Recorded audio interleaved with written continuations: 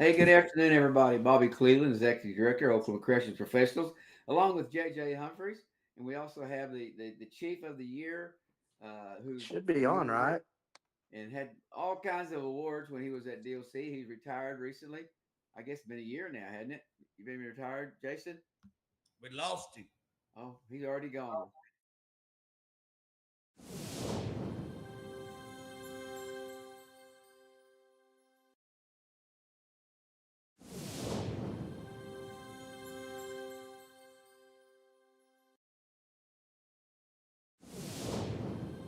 Everybody, tell you what's going on.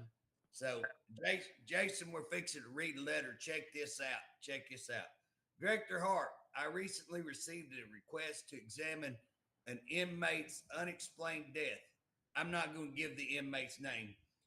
This inmate received 2 years possession for stolen vehicle. Does not appear to have a prior record, yet reportedly was placed in maximum security at Oklahoma State Penitentiary. The family received an email from the Department of Corrections that the inmate was being transferred to higher security on 9/13/24. On 9/19/24, the family was contacted by another inmate's family to advise that their family member had been murdered. The family contacted the department and talked to a Kim Hall who advised the inmate had died on 9/17/24. So they were contacted on the 19th by another inmate family who said, hey, you better check it out. Inmate's dead. They contacted the prison. They say he died on 9/17. Family and I have numerous valid questions why the department never contacted the family and why the family received notification that their loved ones had died by another family of an incarcerated inmate. I received the inmate records. He was sentenced on 1/9/23 and was received at the department 3/29. It looks as though he was given time served. To my calculations, that would be 12 days. On 9/24, inmate Ross would have completed 1 calendar year. He was given 100. Uh, let me see. 12 days time served. And I figured at a level 2. So everybody draws a level 2, right, Jason? I mean, that's the lowest level you're at. Level 2, he would have received 198 days. That means at the lowest level, this inmate would have received 210 extra days. Based on my understanding, he was given the lowest level 22 days a month. He would have only had 155 days remaining on 1/9/24, calculating an average of days in a month, 30 days in a month, 22 days per level. This inmate would have received 52 days a month. That means his discharge date would have been approximately 3 months. I understand the inmate may have had level days removed for discipline, but it Mm-hmm. seems unconceivable that this inmate could remain incarcerated an extra 6 months. Plus, your own department records show that this inmate would have discharged 7/5/24. So, Bob, here's the deal. If he drew the lowest level, he should have been out like in March. But now Yeah, when they discipline. He can get disciplined so they can take away. But there's no way conceivable under today's stuff that he could stay in an extra 6, 7 months. And the department had it showing that he was going to get out in July. It seems equally unimaginable that an inmate serving 2 years with no prior record would be placed in maximum security at Oklahoma State Penitentiary. In addition, reports indicate he was moved out of his cell in the middle of the night and placed in a cell with a known brutal inmate. Alleged reports claim the inmate, you could hear inmate screaming for help, and he was being violated and beaten. Finally, I want to know why your staff reported this inmate death on 9/17 when records show the actual death to be 9/12. Now, here's the deal: the actual records show this inmate died on 9/12, and yet they're claiming he died on 17th, and he died on the 12th, and nobody notified him. 9 days, nobody notified him, or 7 days. 7 days, nobody notified him, Bob. Why is this family? Why was this family emailed? Now here's this: the inmate died on 9/12. but DOC emailed the family and said he's being transferred to higher security on 9/13. Why would the department, after they know this guy's dead, go and send an email saying, that he's been transferred? And then why would y'all lie about that death? Now, I also say you have violated the Open Records Act in the past, withholding public information. I am instructing you to preserve all information in this case, including the discharge calculations, review audits, audit cell transfer, video of cell transfer, records of inmate movement and transfer to higher security, discipline records. You will try to prevent providing me with information claiming the department has an ongoing investigation. I've already started my own investigation and have much of this information I need. However, I am requesting you send certain records which I consider public information and do not believe you would hinder the outcome of a department investigation. Therefore, I am instructing you to provide the following: calculation of the inmate's discharge, disciplinary records, records of transfer to higher security, the email that you sent saying that he was transferring on 9/13, why the family was not notified, and why the employee lied. You've already openly admitted to violating the Open Records Act. If you fail to produce these records, I'll seek legal action. Now, Was there something else though to that? That they were they ready to cremate that guy? yeah, I mean, here's the deal. When the family got hold of, I don't know if you heard all that, Jason, but here's a guy doing 2 years. Yeah. 2 years, no prior record. He ends up going to OSP. Now, how does an inmate with 2 years end up at OSP? I mean, what did the guy do? According to Where did he initially start out at? well, I think somewhere Bonita possibly is where this guy started. And So he went from a work center. Then he would have went from a work center to a max. to OSP, I mean, where, and that's what I want to know. Where was he transferred? But here's even worse. He dies on the 12th. Now, I've got pretty good records on that. Died on the 12th, but the DOC never contacts. They find out from the family of another member of an inmate at OSP that he's dead. The inmate family calls up and says, "You better check. Your loved one's dead." And then they call and find out. Then they call DOC. Well, he died the 17th. Well, that's a lie. He died the 12th. So that's a big lie. He should have been. The family should have been notified immediately. If it's during business hours, you call the chaplain, and then the chaplain handles that. If it's after hours, then your shift supervisor calls the family. But that should have been handled. They lied about when he died. When they call him, they say he died 17th. He didn't. And here's what's even worse. They emailed him a day after he was dead and said, "Oh, by the way, he's transferred to higher security." You want to talk about a cover up? You want to talk about gross, ugly? Wow. This is as ugly as it gets. And again, here's what's funny. A few weeks ago, I got notified by the Department of Corrections that I could not get public records because I had released non-public information. Well, non-public information ain't got nothing to do with public record. But here's what's funny. I've never released. They've never given me a record to release.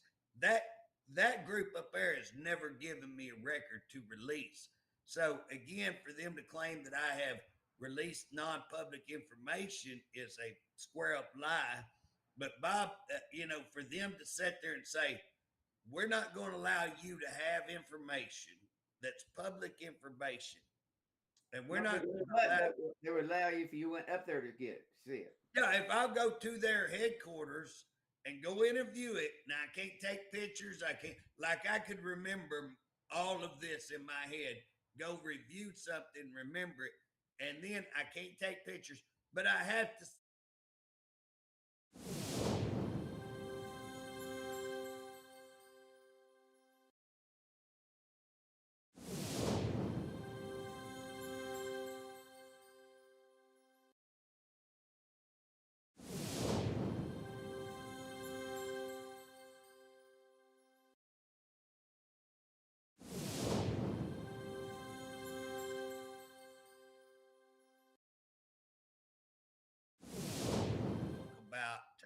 what they fell out of, what county they fell out of, what their charge is, what all of that kind of information. Bob, it'll even have their discharge date. So when I'm asking for their discharge date, that's not like some top secret. They got it on their open website when you pull up to offender watch, you know. Jason So, has such a hard time getting his boy, that boy's having a tough time, ain't he? But here's the deal, Bob. How in the world are they going to say, and they're going to,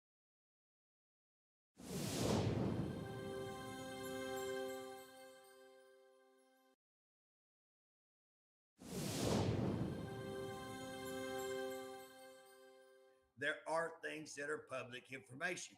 This guy's discharge date, I want to know, why did you have it listed as 7/5 and that guy's still in the penitentiary over here on 9/19, you know, or 12? He actually died, but they're claiming, you know, on 9/17.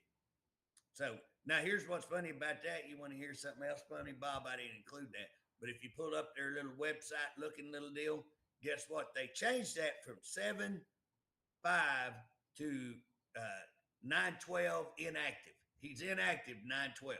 So when I pull that up, inactive 9/12, they don't say, oh, by the way, he deceased 9/12.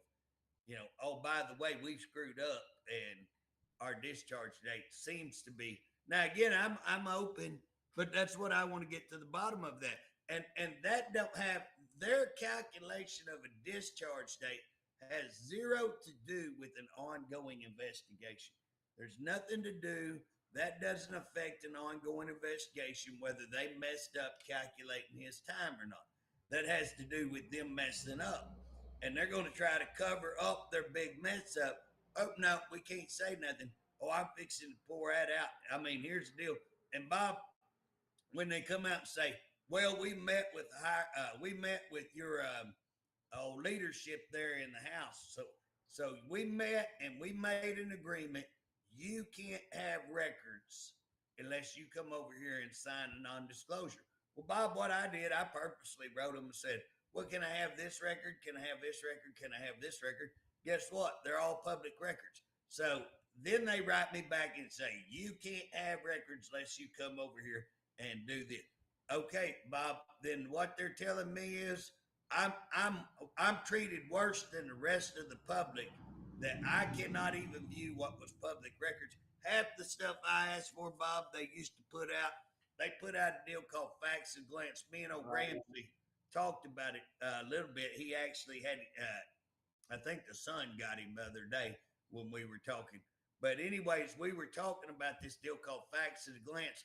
You used to see how many inmates was on there, what they were broken down to, minimum, maximum, what it cost, the gender, the sexes, the right. I mean, all of that information.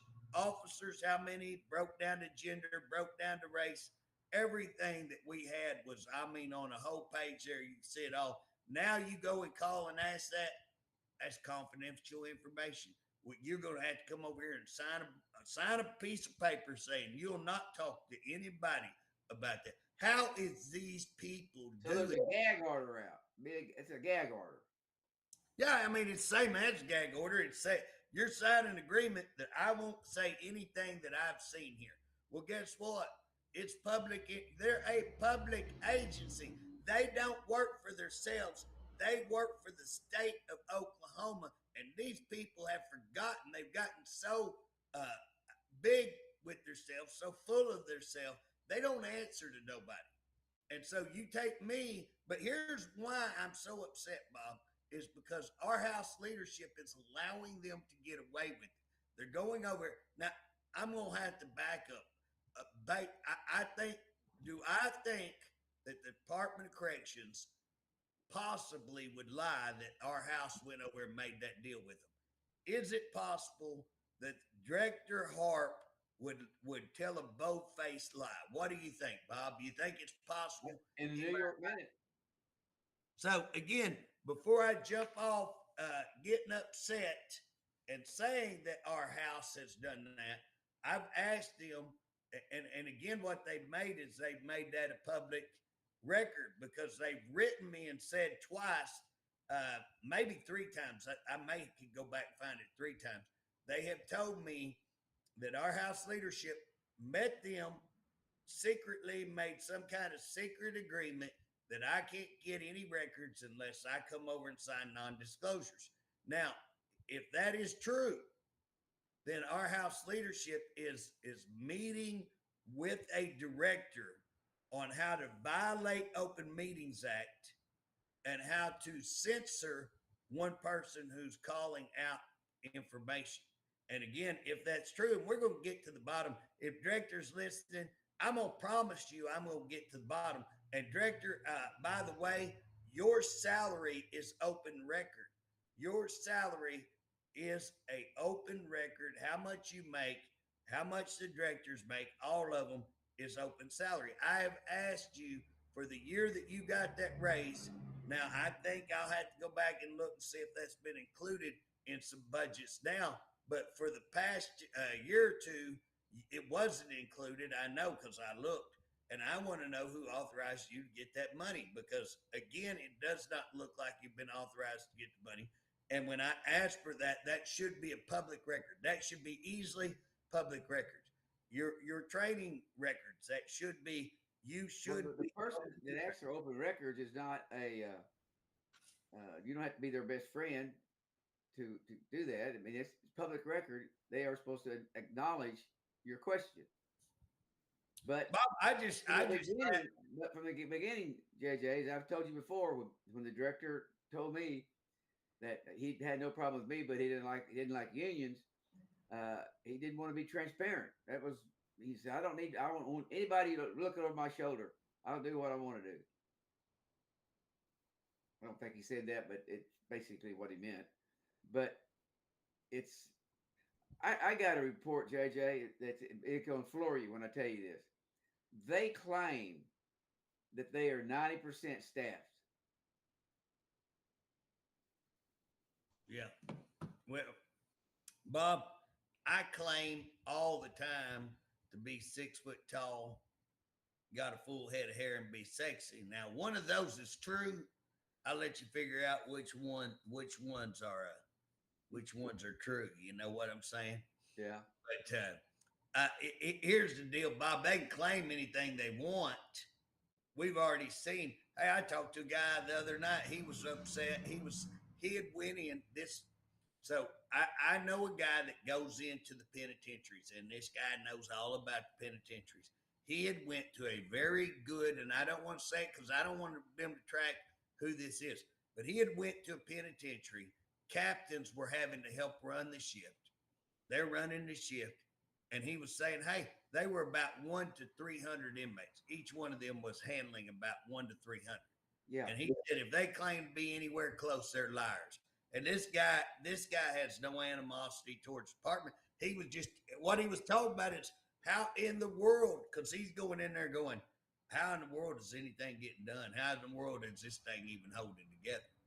Because he was saying it's out of control. And one of the things that we were talking about, Bob, is and again, like on this kid. So I'm hearing like on this kid that maybe he got in trouble for drugs. Okay. But Bob, my understanding, they just turned around and made it where class X's are no more on drugs, that you have these class A's now. And that basically, I mean, I'm getting reports, Bob. I'm getting reports that the inmates are walking around openly smoking dope, doing dope, going down to off. So always before you had a perimeter, and if that inmate got off the perimeter, now there was an out of bounds. So if that inmate was sitting there right across the road, you go over and grab him and bring him back across the road. We didn't ride it escape, but he was out of bounds. Okay, now you can be 8 miles away from the prison, and they call it out of bounds. You know what I'm saying? It's insane because guess what? They don't want to show the number of escapes, and how do they reduce that? They just call it a different name. It's amazing. The scandal, they're scandalous, Bob. They're scandalous. They do not care. You know, oh, well, you remember, Bob, you'll remember this. You remember when old Bill Clinton, I did not have sex with that woman. I did not have sex with that woman. Then the woman comes with the dress that has, hardcore evidence. Define sex. Define sex. And your definition of sex, not what my definition of sex.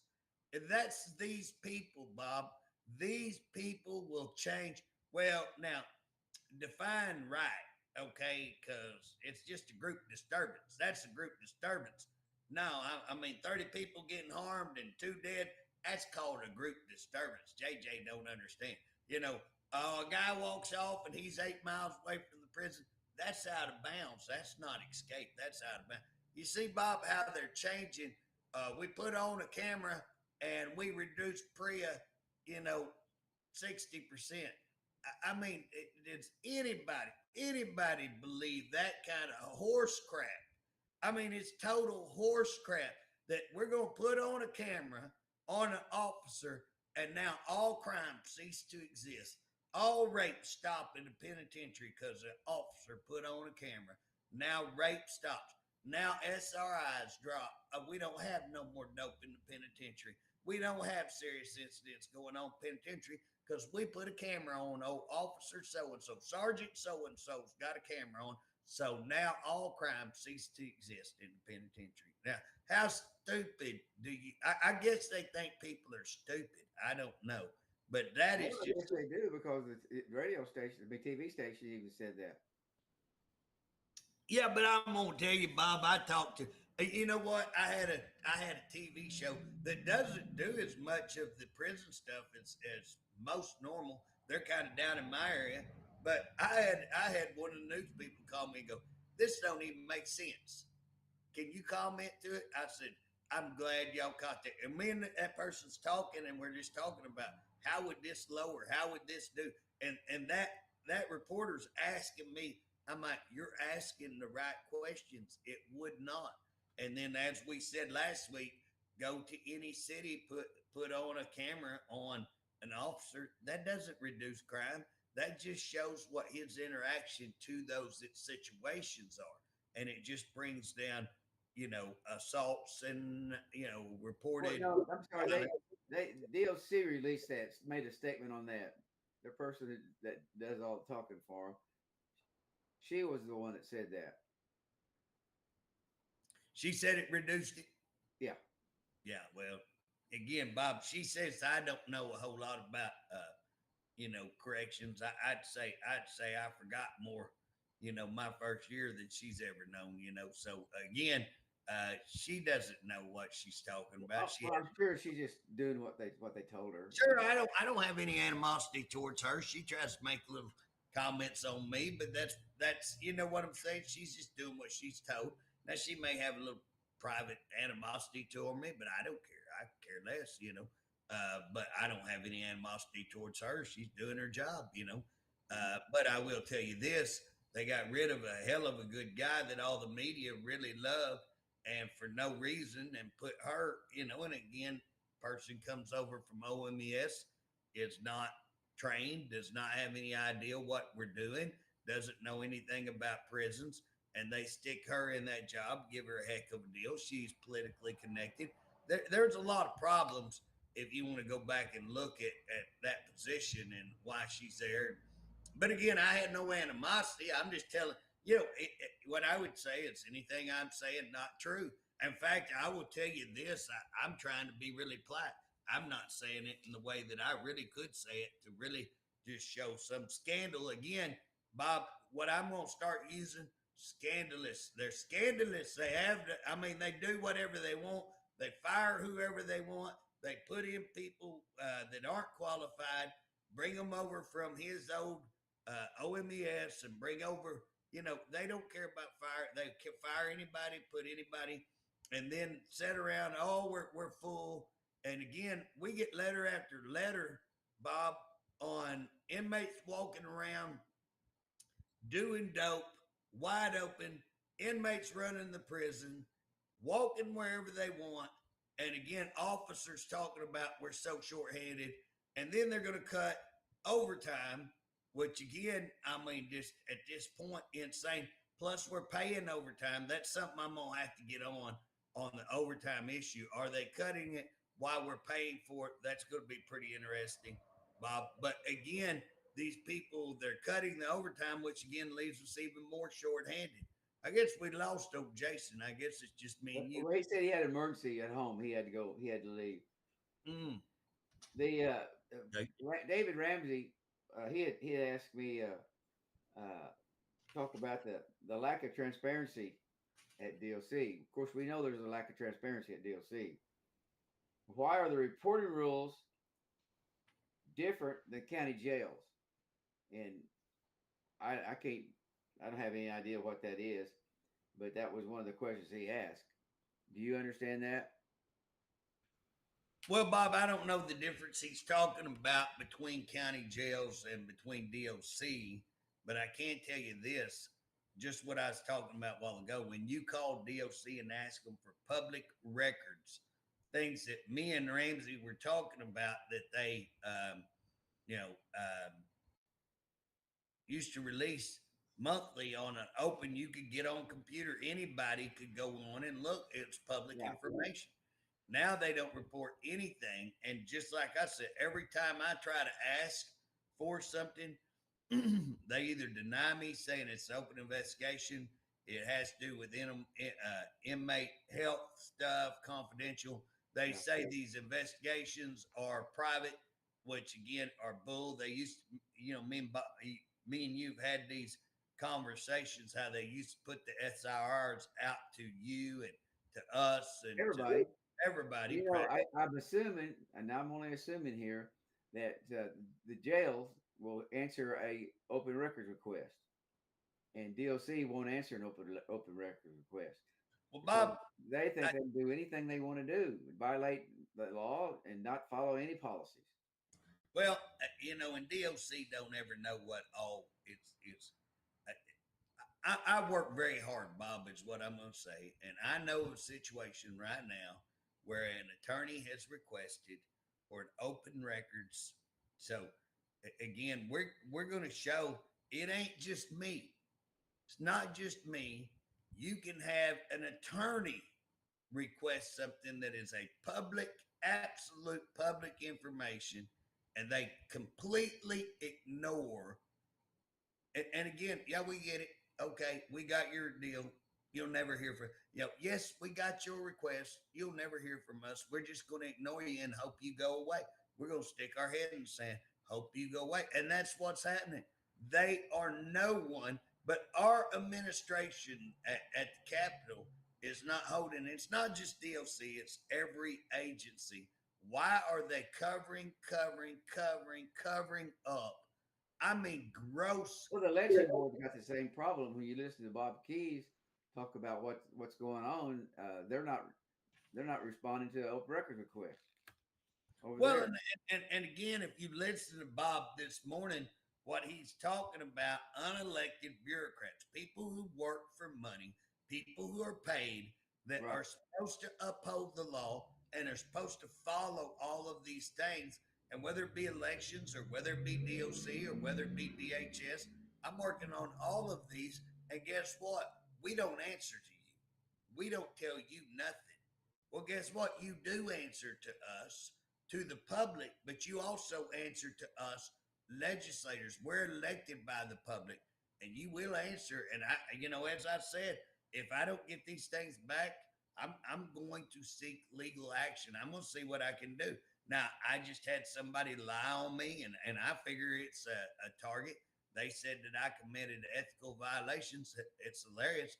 They're the ones who committed ethical violations. Caught them dead banger 5-6 times, completely lying. Caught them in complete lie. One of the news stations told multiple lies. Have they reprinted a retraction, an apology? No. And yet, can I sue them? I mean, I could sue them, but can I win? I don't sue people just to lose. You know what, Bob? I'm not going to throw good money after bad. But here's the deal. What I'm being told, well, they can say anything they want about you because you're a politician. Well, that's fine. I don't mind them saying whatever they want, but they can't purposely lie to try to harm me. And when they purposely lie, knowingly, willfully lie, that's an issue. And again, that's what just drives me crazy. these these unelected bureaucrats are intentionally lying, and yet nobody's holding them accountable. Nobody's doing anything with them, and we're seeing them covered up. You know, Bob, we just had a guy that possibly committed suicide. We don't know, but we had one. I think it's at Joseph Harp this week. And Bob, why I'm on that, you know, I wish Ramsey was on here again. Ramsey's got a couple of things I would like really brought out, but Ramsey used to work at Harp. And the people that I talked to at Harp took great, great pride in that they had one of the facilities that they'd Well, had. that was the premier prison of all. I mean, Well, they took great pride in nobody being injured there, and that they kept all that. Well, guess what? In the last month or so, in the last 3 weeks, they've had two suicides. I don't know much information on this. I'm hearing problems already, but the last one, the guy was being extorted, and he told him he's done, and the next day he ends up dead. Now, I find that semi-suspicious. I think very, very suspicious. yeah, anybody in the criminal justice business would say that's suspicious. I mean, anybody, period, with any common sense would say it's suspicious. But have we heard anything? That's the deal. You never hear not one damn word on any of they're like, hey, nothing to see here. You know, I mean, like the gal that was OD'd there at Lark, and the deputy warden that was there. I mean, what was that girl doing on that property? She'd been fired for, I think, what I'd heard, she'd been fired for improper relationships and for bringing contraband, I figured drugs, on that facility. And again, she was allowed to resign. Why wasn't she charged with, again, if she's having improper relationships, why aren't we looking into that? What's that gal? And now she's staying on the property when she's been fired. What's that all about? And now she's doing dope. And now the deputy warden is caught with her in the house, dope, and apparently some records that show she's bringing dope in, and maybe her having improper relationships. What have you heard on that, Bob? Have you heard anything at all? I mean, it's Not a thing. not a thing. Hey, nothing to see here. Let's move on. Person killed. He was being extorted. Nothing to see here. Oh, by the way, ain't nobody being extorted. I think also he only lacked maybe 2 years of getting out. Well, Bob, hey, here's a kid that I'm talking about today that I mean, I'm not going to sit here and say there's no way that kid, I mean, if you look at calendar to calendar, he would have had to go to January 9th to be out. You look at calendar to calendar, how many people do flat time? I mean, how many people never get 1 day? And again, from what I'm told, this guy's not had a whole bunch of write-ups. This guy's not, assaulted an officer or anything. So if he hasn't had a whole lot of write-ups, then why is it that in a year and a half, more than a year and a half, and what would that be? Roughly 8 something months. Hey, take that down. Take what down? In the middle of my screen, there's still something that they have a chair sitting there in it. Oh, okay. Well, I think that that they were trying to be ready for 3 people, and I guess that's something they can't take down. But here's the deal, Bob.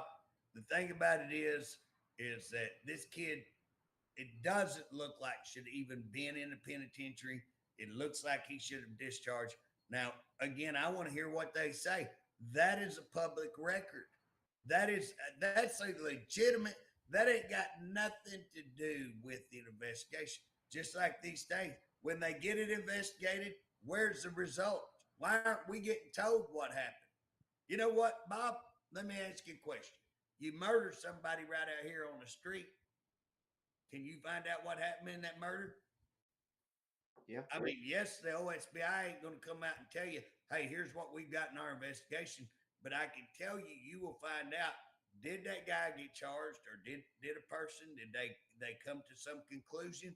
Did they get a charge? Did they not get a charge? If it does get a charge, you can go and look and see what's happening. Guess what, Bob? We got We had 317 deaths in a 21-month period of time. Have you heard anything? I mean, are they charging anybody? Do you hear anything about what's going on in these places? Well, I think on that deal, the directors wanted to be number one in the nation. So I guess he wanted to be number one in having deaths in the prisons because he's never here. He's always gone. Well, Bob, and that's another thing that you've got people telling me these inmates do what they want, when they want, and where they want. They're just if they want to walk around smoking dope, they smoke dope. If they want to snort some dope, shoot some dope, whatever, they just do it. And my understanding is in the gym on weekends they're running the show. You can't, officers don't go in there during on Saturdays. Well, Bob, I mean, I'm getting told that repeatedly. And again, what are all these people calling us lying? I mean, are they just lying? And then for them to come out and say, "Oh, we have a facility that's 90." And Bob, here's the deal: they may have a facility that's 90% staffed. They may have one, but you got 23 facilities. You know what? How about, hey, director? How about telling us how well that Hinton did on their last audit? Director, listen to me. Put it out publicly how well Hinton did on their last audit. Let's see how good they did. If you're going to talk about, let's brag that 90, and we got a facility that's 90% staffed. Let's brag on that because, again, director, let's look at the other 22 facilities. Where are they at? Let's look at the audit of one of the worst facilities. Director, how about let's look at Alan Gamble? How about let's look at Dick Connors? And then, hey, director, I'll tell you what, let's go look at Lawton. Let's go look at Lawton and see how Lawton did. And let's see if they have not dramatically improved. Let's see if they have not dramatically improved. And let's go. Director, how about coming out with some real truth? How about coming out with some real transparency? Stop the lying. Stop the covering up all the deaths. Stop the covering up all the rapes.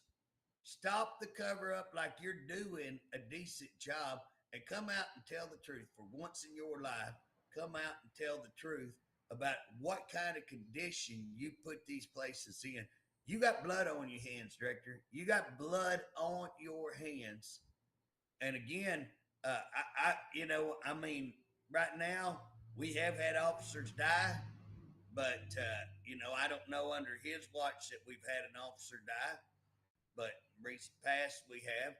But at the end of the day, I know we've had officers harmed, we've had officers beaten, we've had officers stabbed. I don't think we've had one die, but those people are on your hands. But the inmates that have died.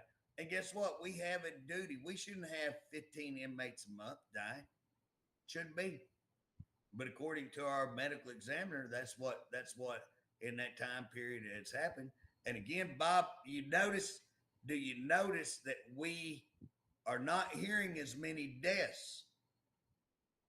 We're not hearing about deaths, okay? Right. But guess what? This young man that I'm talking about, you see how that was kept? Nobody even reported it. Right. 7 days, nobody, the family didn't know. You know how many family members I'm talking to can't get their loved one is stabbed. Their loved one's almost dead. They can't get a word. They can't visit, can't do anything, can't get a word what's going on. I mean, it's unbelievable what this person is doing to the department. It is unbelievable. If you'd have told me when Director Crow left that it could get way worse, I knew it could get worse. I think he did. I think he was trying to do some things to bring it back. I mean, me and him had fights over a lot of stuff, but I do think he did care about his employees. I do believe Director Crow cared about his employees. I believe Director Crow cared about the facility. You want me to tell you who Director Harp cares about? Director Harp. That's right. That's the one person he cares about, and that's the only person he cares about, in my opinion. Now, that's what he strikes me as. And again, You know what? The fact that inmates are dying, he don't seem to care. What's he doing? And again, when it happens, he just covers it up. Well, Well, and then it changed the language and some things to make it better. well, Bob, I mean, he changes, statements like, we change lives until it gets so much crap. Why would you change your new statement, your mission statement? Why you spend all of this work, you come in, you're brand new. Hey, before you can even say the skillet got hot, well, we're gonna change it. I'll tell you why you changed it. Because you caught so much hell over making a statement that was so untrue. We change lives. Yeah, you change lives. If you hadn't been traumatized by the time you get here, you damn sure will be when you leave. You'll be raped, stabbed, or you'll sit in the corner worrying about getting raped or stabbed. You'll have seen rapes and stabbings. You'll have seen all kinds of stuff. And when you leave, if you wasn't messed up when you got here, we'll make sure you're messed up when you leave. Now that's On the rapes. I mean, I've heard a little bit about them in the past. Go back, say maybe 2 years, once in a while. But now it's every day. well, Bobby, hey, this kid that died. I mean, I and I hate to say this because family may be watching. Family, if you're watching, hey, I apologize for the way that y'all been treated. I apologize for the state of Oklahoma. I apologize for in behalf of my place in the state of Oklahoma for this director and for the way that he's handled this and for the injustice that you received. But I do want to say that I think the family thinks, and I believe that this guy was violated, possibly raped. It sounded like it from what we've been told, what the family's been told, what I've been told. And again, is this going to get turned in as a PREA? What do you want to bet? What do you want to bet? The only reason to get turned in PREA because I said so right here. They may. And again, when we see those PREAs, let's see the date. Let's see if y'all went backdated that. And again, Bob, they'll backdate anything. That's what I say. You cannot put faith in their records, cannot put faith in them. They will lie. They will cover up. They will come out and try to make me the bad guy. Hey, I'm not the guy covering up rapes. I'm not the guy. So again, if you investigate and you have a real investigation, just do what's right. We're getting letters now instead of text messages from various inmates to their family to the correctional officers. Do you have any? Have you received any here in the last few days? Bob, I'm gonna read now. Here's what we're gonna try to do. I spent this morning. I think this one I was able to print off. I spent quite a bit of time trying to print this dude off.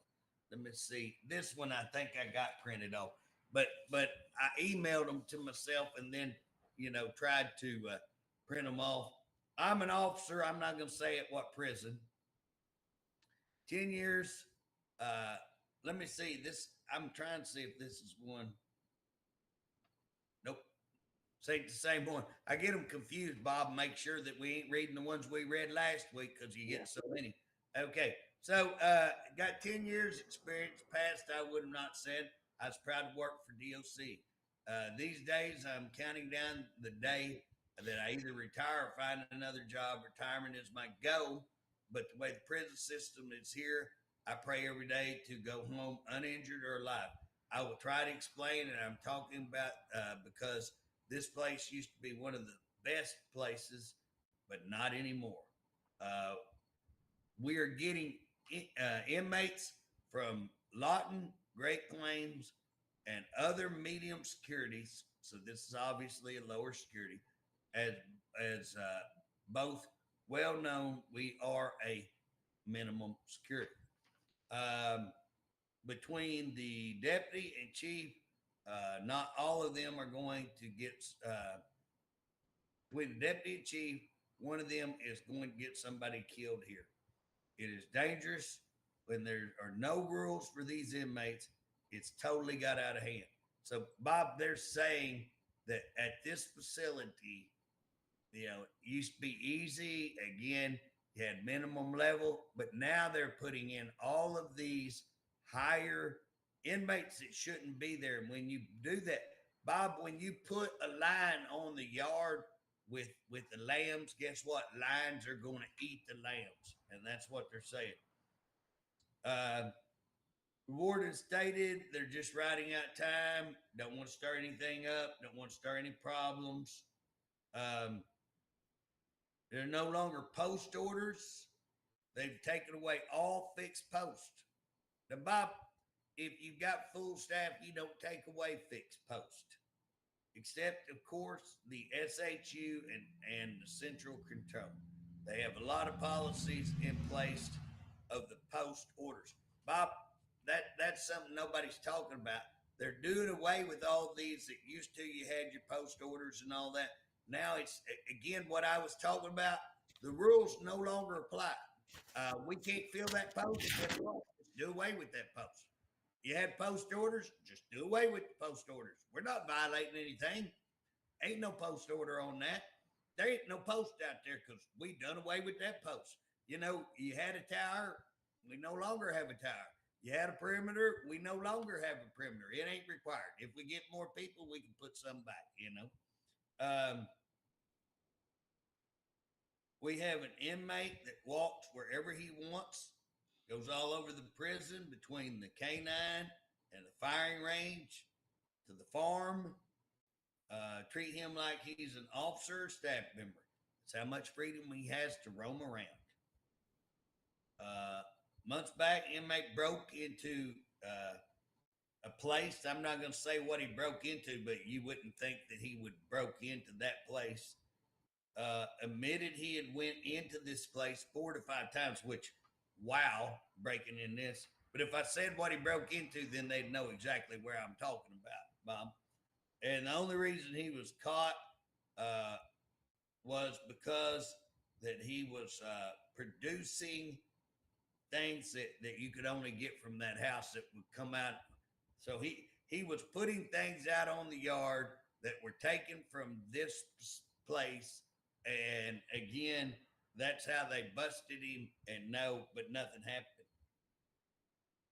Families come in to visit. They drop people off the facility. And Bob, that's a big problem, because what if something happens? You've got to drive. You can't just be out there with no way to get off. If they need you to leave, you need to leave. So this is a big, big issue that you've got people just being dropped off out there. They can't, they get in a big argument about dropping off so bad that they hear inmate family yelling and cursing at officers. Chief comes out. They were told to cancel the visit, but the warden comes out and tells them that they are allowed to have the visit, and the visit can go on. They show no respect to officers. The inmate stated to the officer, "I don't listen to you effing. I don't listen to an effing thing you say." Now, Bob, I mean, here's the deal. When I was there, if they'd have used a statement like that, they'd have been wrote up disrespect to an officer. You know, you would have got that shut down. They would never have said something like that. And that's what's going on. Let me see on this one. That's the same one. Well, JJ, why would they do that? Is it because they don't have the they don't have the people, so they just let them do what they want to do, and trying to get the head gang guy that they're there, that's a shot caller, that they'll say, you don't do this, that, and you do this, you can do whatever you want. Is Yeah. that's the policy? Like I've heard about in the past, but nothing like that. Well, Bob, here's the thing: is when you don't have the staff, and again, Bob, I remember we had full staff when I was there, and we had a guy named Maynard, and man, when Maynard was there, you know, it was professional. It was professional. But when Maynard left, we had another guy take his place, and I'm telling you, the minute he took his place, you do not touch an inmate. So you go to try to restrain or you go in. I'll never forget, I walked in a place one time and we found something in the room. Can't remember if we found dope or whatever in the room. Well, the inmate, we're on a 2-story deal, and the inmate blows past us, hits me in the shoulder, which actually we could have filed assault on him if we wanted, but it wasn't no big deal.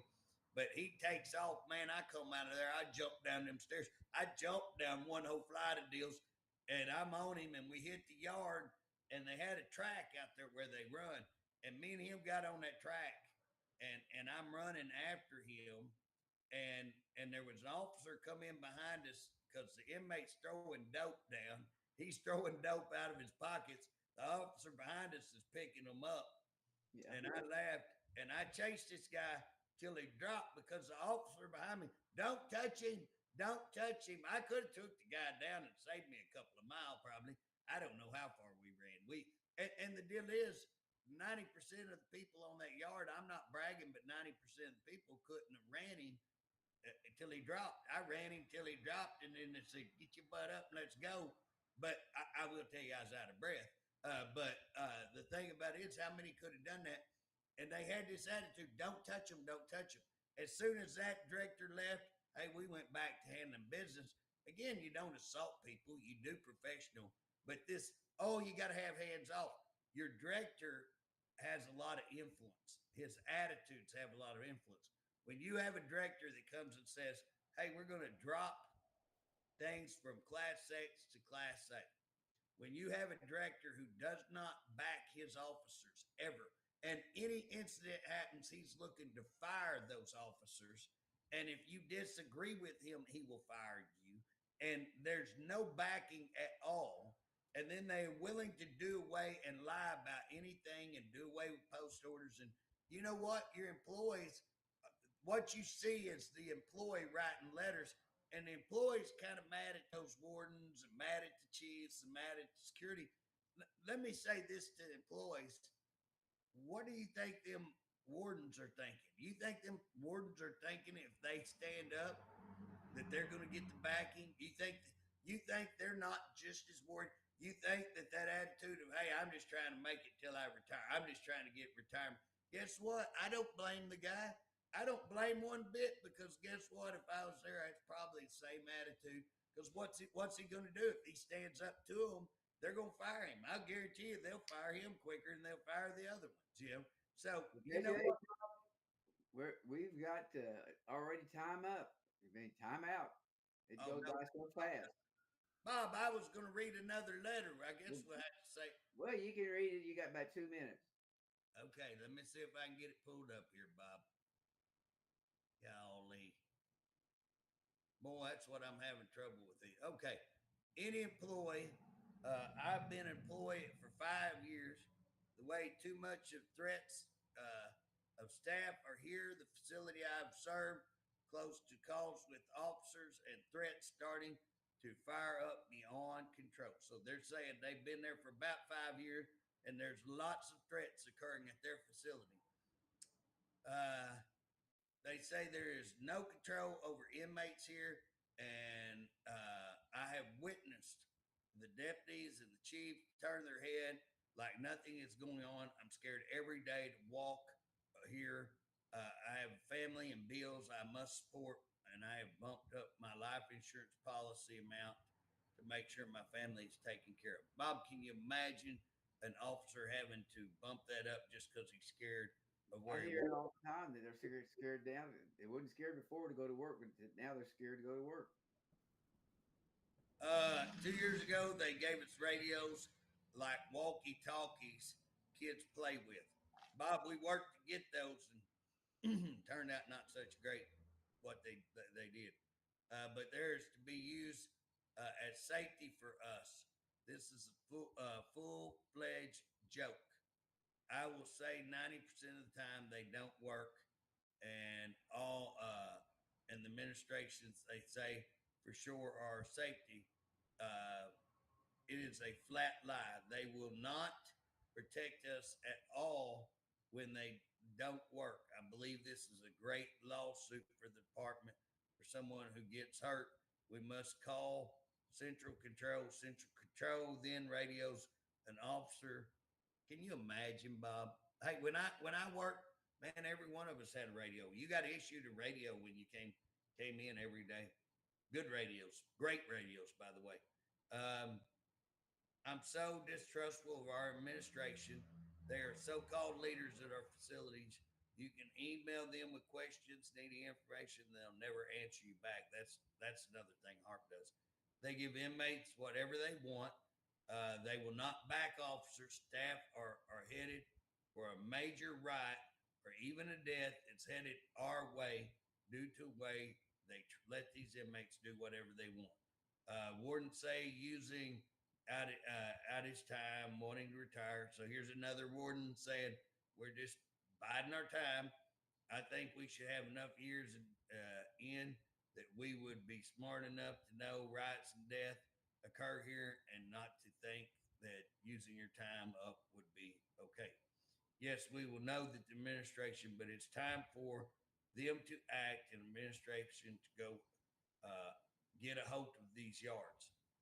It is very evident that they're here for a paycheck and not concerns for staffs, officers, and forget they don't care. I want to tell you, we need to go, but hey, I appreciate your work. I never seen anybody work as hard as you do up there at the Capitol. I've never seen it. And I know from experience, be riding in the truck with you, you get calls every 30 seconds and you take from everybody. But I appreciate the job that you do and as a representative. So we'll see you next week. And I think we're going to have some major announcements next week. So be back with us. I'll see you later. I appreciate